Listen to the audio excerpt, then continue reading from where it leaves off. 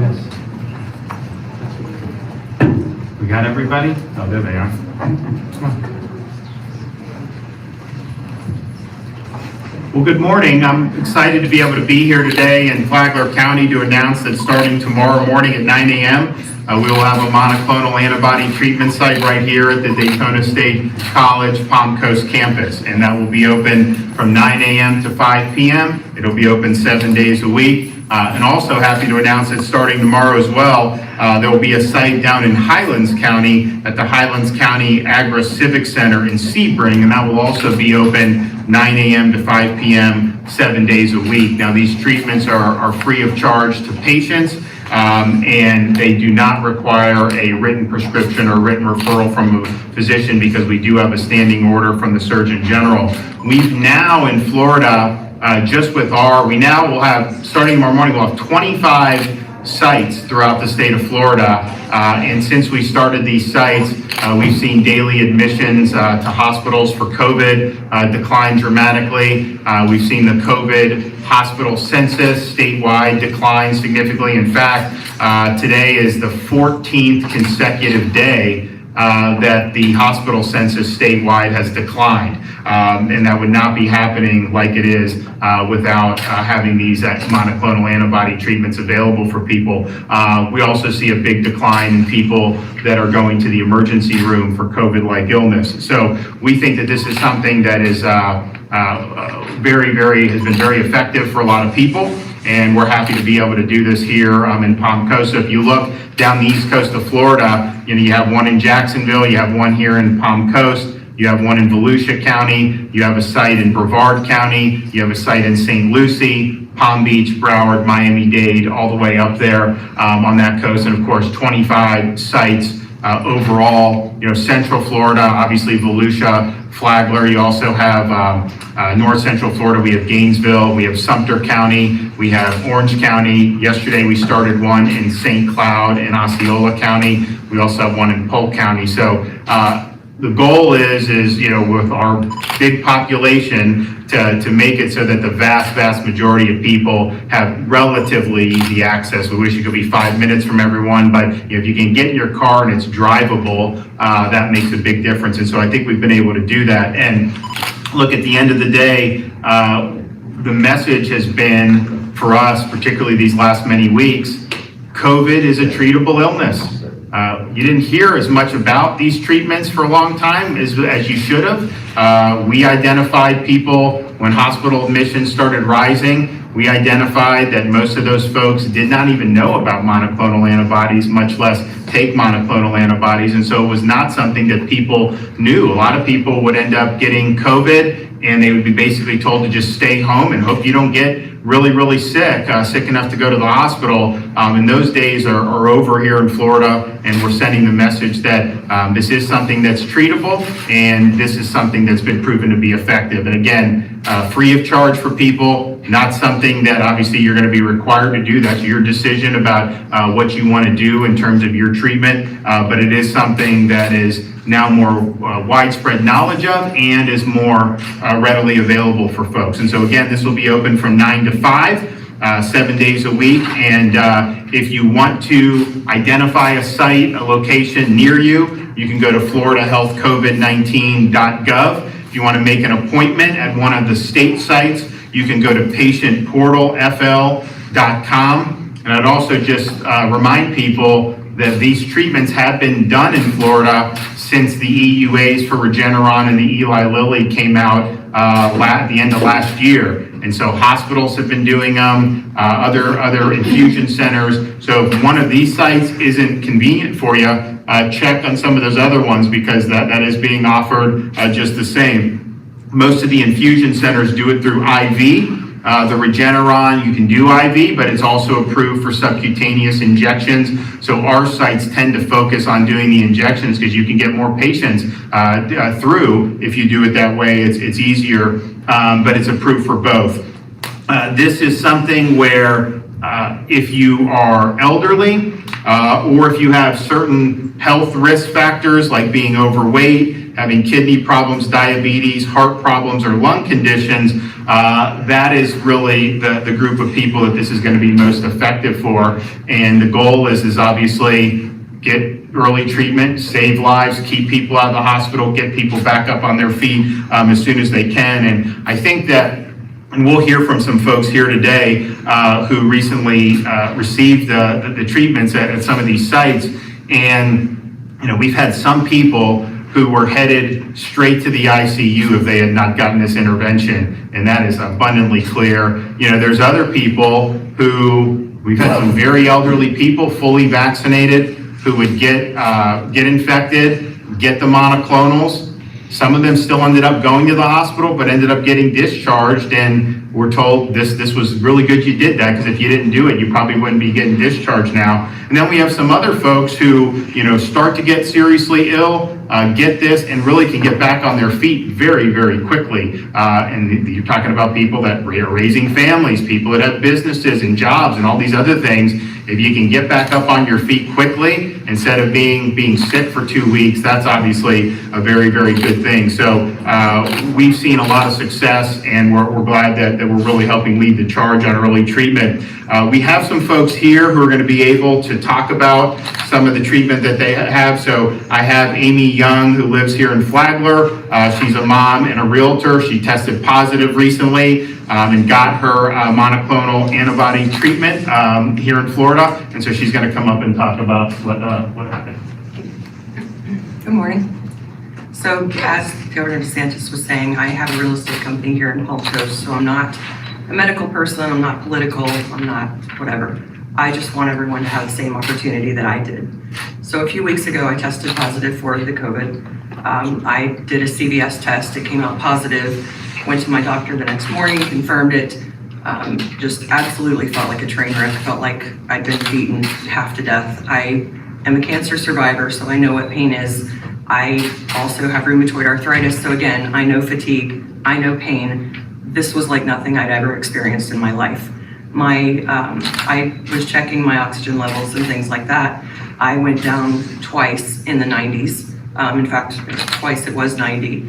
My heart rate was between 46 and 48.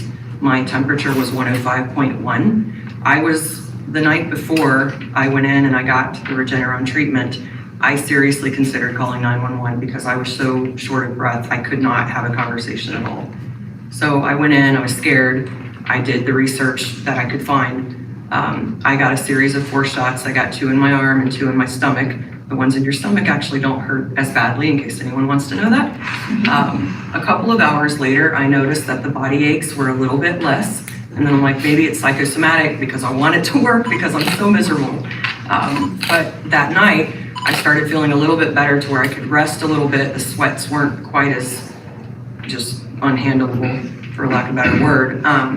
And then by the 3rd day, by Thursday, I felt like $1 million. I mean, I felt like I'd just gone and got a massage compared to how I'd felt before. So what I've been doing is everyone that I know and people like their friends, their loved ones, whoever, if you've been exposed even, or if you are COVID positive, go in and get the treatment. I mean, it's not about, to me, it's not about your political stance. It's not about whether or not you get the jab. I don't care what you do. Just go get the treatment and get better. It worked for me. Okay, Michelle and Charles Kastner, they're both from the area, and they both tested positive recently for COVID, and then both were able to get the treatment. So you guys want to come on? Hi, good morning. I'm Michelle, this is Chuck. Chuck had tested positive before I did, and he was lucky enough to get into an infusion center in Jacksonville. He got the infusion there. I tested positive 2 days later, and I got the infusion at one of the centers that Governor DeSantis was speaking about. Very easy to make the appointment, go online, many appointments available. Within 36 hours, we both felt better. Body aches were gone, temperature was gone, lots of energy. We both were vaccinated for COVID, but unfortunately were exposed to somebody and got it. A month before we got our treatment, it was very hard to get this treatment because I know of 2 people who tested positive and could not get the treatment, and their COVID symptoms lingered for weeks upon weeks. We were blessed. We were better within a couple of days. Chuck went back to work, and I went on to cleaning the house. As Amy said, regardless of your political stance, use this to help yourself get better. Use this to keep people out of the hospital. Use this to promote healthiness for others that you know. Pass the word around. You said, basically, she said it all. On Sunday, when I had the virus, the worst, I was scared. You had mentioned about being scared. 2 children, my beautiful wife, I was really scared. 102 fever. The next morning, I had a great fortune of having a friend set me up and go up into Jacksonville and get the infusion. And by Tuesday, 4 o'clock, I was ready to go back to work. And He was scared, but I wasn't, because I'm an ER nurse and nothing scares me. I did help him though, because he did look bad. But yeah, that's why we're here. Yep. No doubt about it. Thank you, guys. Yep, appreciate it. Did you have Pfizer? What did you have, Pfizer? Pfizer, yeah. So even the Pfizer CEO, obviously they had the first vaccine that was EUA and the only vaccine that's now been approved fully by the FDA. The Pfizer CEOs, they're like, we're working to develop an antiviral because you got to have treatment. Vaccines are part of it, but you also have treatment. I think this is and this is not uncommon at our sites to have folks who were fully vaccinated come in and still need treatment. And I think that the treatment part of it has just got to be a really significant part of how we're looking at this going forward. It is something that can be treated, and if treated early, the success rate is very, very high with the monoclonal antibodies. And so I'm going to have Ken Shepke, our Chief Medical Officer for the Division of Emergency Management, come up, and we are looking at, of course, the Regeneron has been very, very successful. That's something that the federal government purchased, and so we get it free. You also have the one by GlaxoSmithKline, which has had very good track record so far. It's newer. So we're looking to see how that's going to be utilized by health systems, see if we can expand the footprint of that in Florida as well. And, they've also just kind of reapproved the Eli Lilly monoclonal. They had kind of taken that back for a couple of months because they weren't sure how that was working against variants. So we'll also look at that too. But the Regeneron one has been very effective against Delta, and the GlaxoSmithKline in the studies and the tests have been very effective against the Delta variant as well. Okay, Ken? Thank you, Governor. I think the take-home message is COVID is a treatable illness. These monoclonal antibodies period, physicians have been using for years. I know a lot of people don't know a lot about them. This is a great safety track record for the years that we've been using antibodies, and you can use it to target any number of illnesses, and obviously we're targeting COVID with this. They work fantastically, but the message is, if you're a high-risk individual and you test positive, you should be thinking, where can I go get the treatment and get it early? Like all things in medicine, early treatment works better than late treatment. You can't wait until you're really, really sick. So don't wait for those really bad symptoms to show up, because then it may be too late for the treatment to work for you. So the governor set this up around the state. It's now very easy to get these things. As the governor mentioned, there are 3 options. We're using the Regeneron because it has some unique properties, such as being able to use for post-exposure prophylaxis, subcutaneous injection, which makes it a lot faster. You got a lot more people through. And the federal government's already bought this. So this is free for patients. So this is a great treatment for vaccinated or unvaccinated individuals. It makes no difference. If you're high risk, I encourage you to get this treatment. As you've heard, works really, really well, and works even better if you get it early. Thank you very much. And so this site can do, we'll be able to do over 300. I would say of the 22 sites that have been operating for a while now, I would say probably there's 2 or 3 that will hit 300 routinely. Most of them typically do probably between 150 and 200, which just means if you need it, likely not going to have to wait. We also have seen the last few days a decline in the people going to get it, but we think that's probably just a reflection of less incidence of infections, and so that's not necessarily a bad sign. If people know about it but don't need to use it, that's obviously good because that means they're not infected in the first place. But we're going to pass 67,000. Actually, we may even hit 70,000 treatments by the end close of business today. And again, since we've rolled this out, raised the awareness, our 70,000 treatments are not the whole enchilada because you have more people now asking physicians about it, more people getting it through kind of the normal healthcare channels as well. And so I think, all that in, you look, and when you see things like 14 straight days of declining hospital census statewide. I mean, normally when it goes down, but it kind of blips up and down with a downward trend. I mean, this has been 14 straight days, and I think that this has kept an awful lot of people out of the hospital, and I think it's definitely saved lives. So that's a really good thing, and we're happy to be here, and we're hopefully that this will be beneficial for the community. Obviously, Flagler, we think some people, particularly St. Augustine and that part of St. Johns County, could do it. Putnam County, I mean, we think this will be convenient for a lot of folks across quite a few different counties. Okay, so thank you guys. I'll take a couple questions before I head on out. Yes. Governor, I want to thank you on behalf of the residents of the city of Palm Coast. Thank you for bringing these services to our aging community. Sure. But you're going to get an extra benefit here. I want to also thank Daytona State for cutting the ribbon on their new nursing program Yes. just a couple of weeks ago. So those new students will get a chance to see how medicine ought to work firsthand. So thank you again. And maybe we can transition it over eventually where the nursing students can run some of these sites.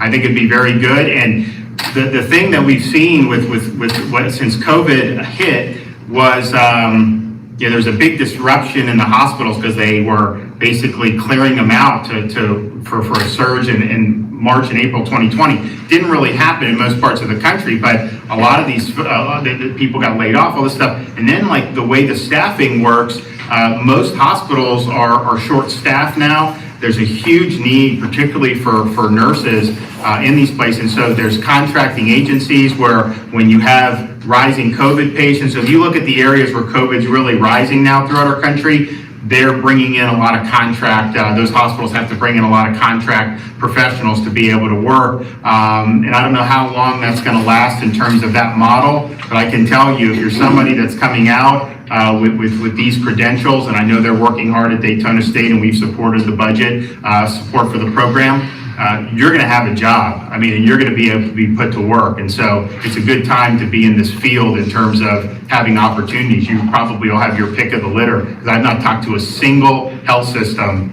that has not raised the issue of staffing needs. And so it's a really big deal. And as a realtor, we are building 2 medical centers here right now. So we're going to have a technology center for nursing right in the center of town center. At this site, the nursing program will produce 120 new nurses at this campus. And I bet you the employment rate is going to be probably close to 100%. Governor, do you have any remarks on the hearing happening today on the school mask mandate case? In which jurisdiction? In Tallahassee? Oh, for the stay? Yes.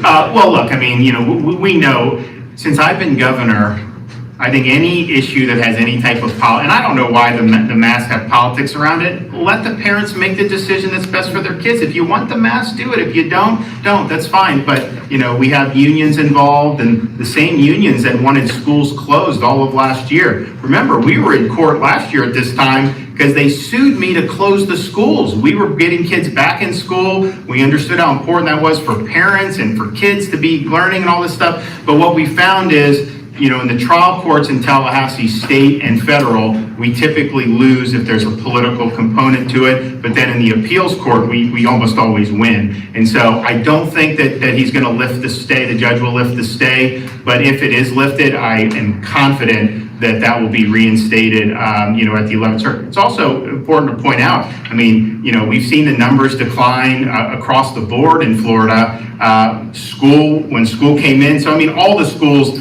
probably by like that 3rd week of August, almost all schools were in. And you've seen the numbers decline, not just hospitalizations, but cases and all these other things. And it just shows you the folks that have acted like from the beginning of this, the data has never supported that schools are driving community spread of this. And the fact that we had millions of kids go back to school and our numbers are down. And that's true. The pediatric hospitalizations are down too. Admissions are down too. So I think it shows. And I also think if you look at the statistics, you're not seeing a statistically significant difference between the areas that are following the law and allowing parents to make the decisions, and those handful of districts that have defied the law and are not letting parents make the decision and are forced masking all the kids, particularly these young kids. But you're not seeing a huge difference in terms of the outcomes. For example, Martin County, Palm Beach, right next to each other. Martin, parents' choice. Palm Beach overruled the parents, forced masking. The infection rates are actually higher in Palm Beach, but it's not even significant, the difference. And so that evidence is consistent with what we've seen throughout the entire course of this. And so I'm confident we'll end up winning on appeal in that case. And we've also got some other stuff that's going to be coming down the pike. I mean, we're really, really excited about being in front of the 11th Circuit on our big tech litigation. If you look at that, we didn't think we'd win in the district trial court, but you look what the judge said. The judge acknowledged that these companies are not like normal companies.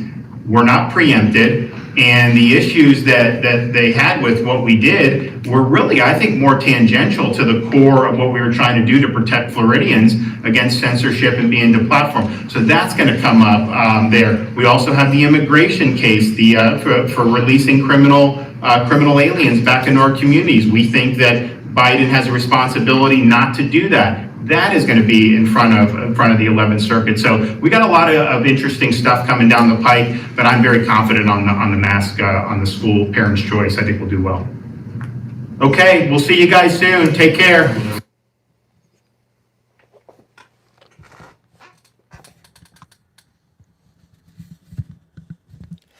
Right here in Palm Coast, Florida, right down the road. Opening at 9 a.m. tomorrow.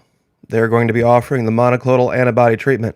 This particular treatment is modified to deal with many, many illnesses, many different kinds of illnesses. It's time tested and approved. Now, just to kind of recap, somebody had mentioned about wanting to know they live Ocala, the villages. You can go find, it's not hard to find, Google Florida monoclonal antibody treatment sites.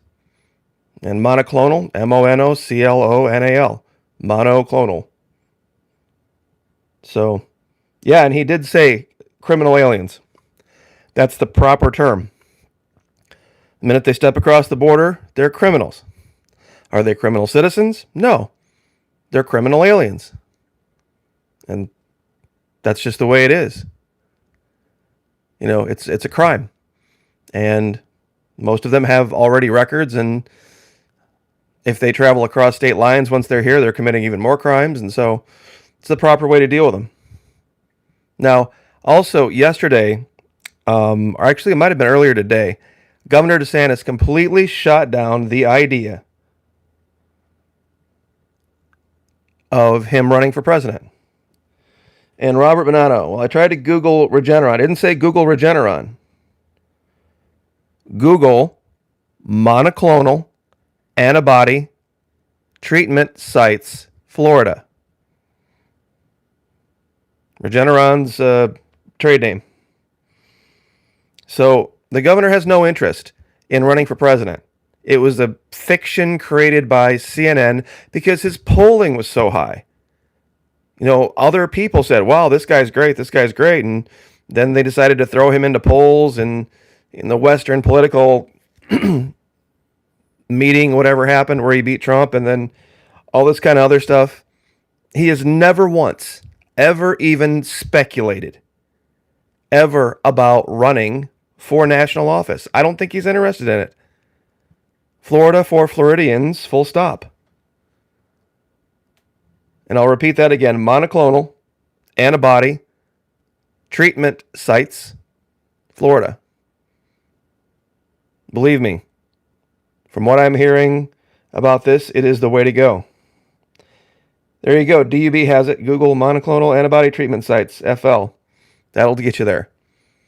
Top 2 or 3 results will get you there. Usually get you a map. I know there's one over there near Middleburg, north of Ocala. Highlands, Florida. Does that sound right? Something like that. I don't have the map up, but they're all over. They're like there's a couple dozen now, all up and down the coasts. A couple, 2, 3 through the middle. One of the things that Florida does besides tourism and agriculture is medical care. Huge, huge industry in Florida because we have, of course, all the elderly folks. So, we were uniquely equipped when this hit to deal with it. And we have some of the best and the brightest from all over here in Florida simply because we have an older population. We have the largest population of elderly people in the country by far. We outstrip California, who has double our population, and Texas as well, which is not quite double. So anyway, just wanted to show you where he was here. Palm Coast, Florida. St. Augustine. Jacksonville is hospital central, by the way.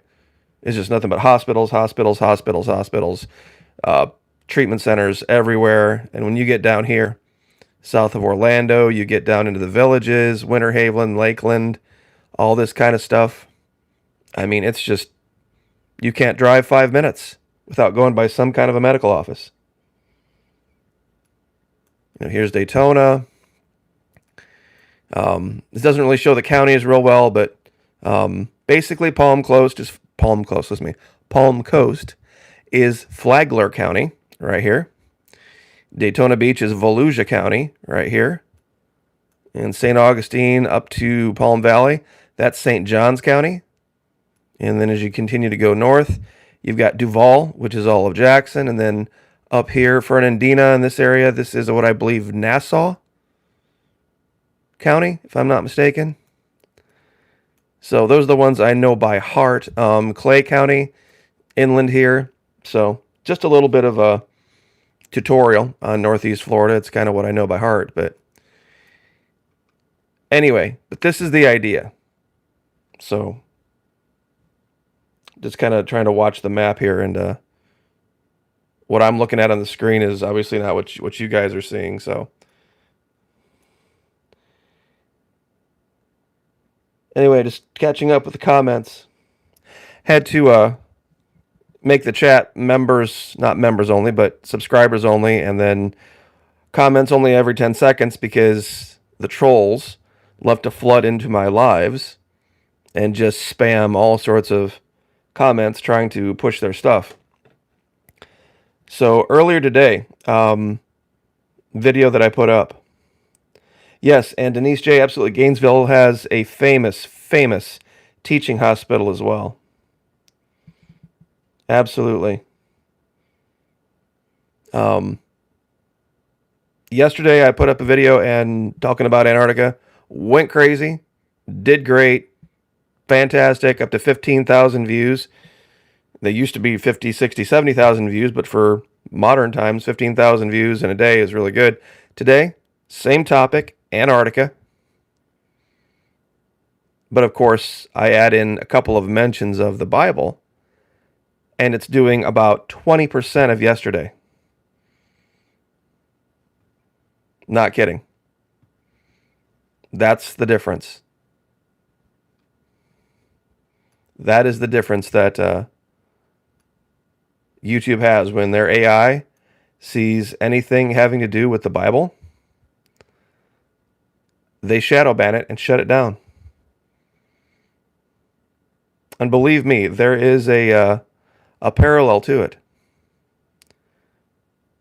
Because when God created the earth, he didn't just take one area of the earth and say, you know what, we're not going to have any human beings be there.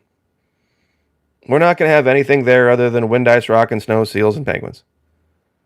We're going to have people and human beings flourish over the entire planet, every major continent, wherever you go, except for this one place over here. Nope, not over here. No humans. So, I just, don't think that would make any real sense, given what we know about how well things grow, and water, and volcanic rock, and all the things that would be necessary. It's kind of interesting how they have this kind of weird pentagon cloud shape over Antarctica right now.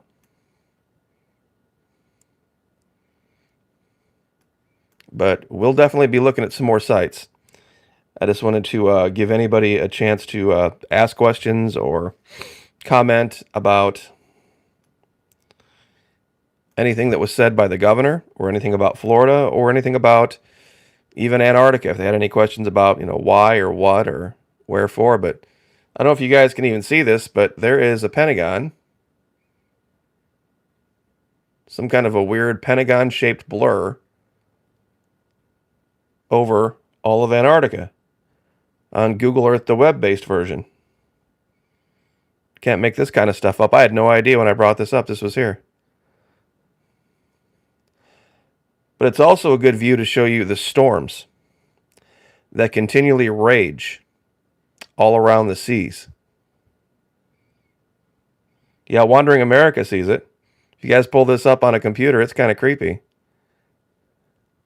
You see one side here, 1, 2, 3, 4, 5. That is just very odd. Almost video worthy, really. You have to wonder what that's all about.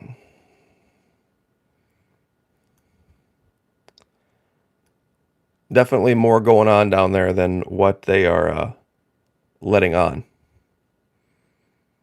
With all the talk of shortages of resources, many areas of the world have regular shortages of fresh water.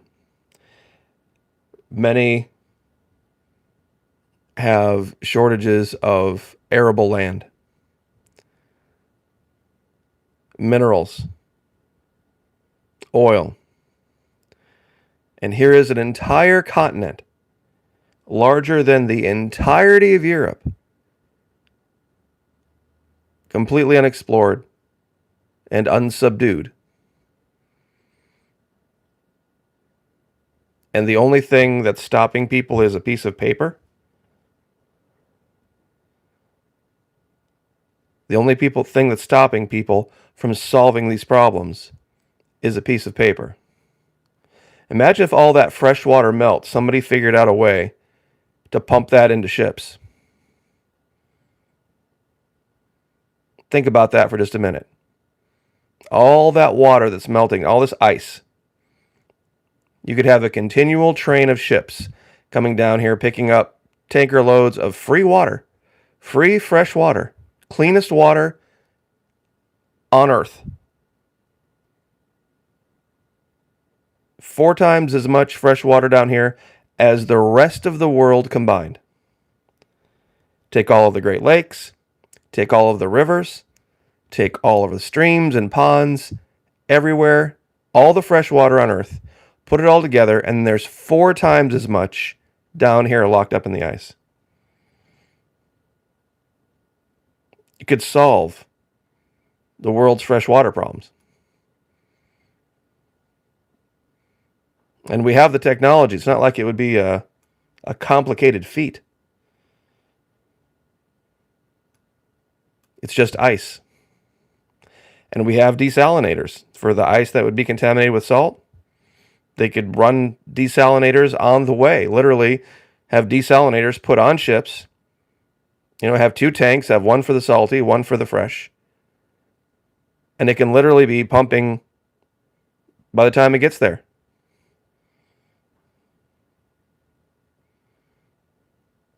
It's if humanity put its mind to, and its desires and its energies towards thinking out of the box and solving problems in a real way, this would be the beginning and ending of it.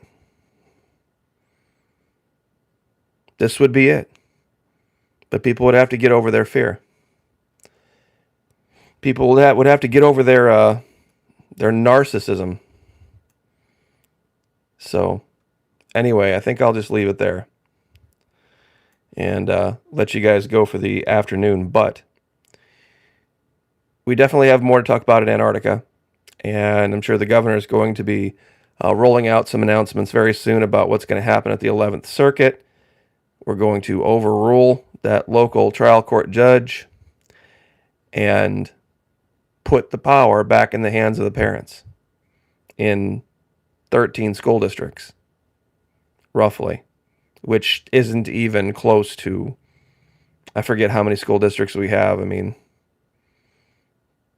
I think it's hundreds. I know we have 67 counties, I want to say, and it's only really in 2 where there's a problem, Alachua and Broward. But anyway, God bless.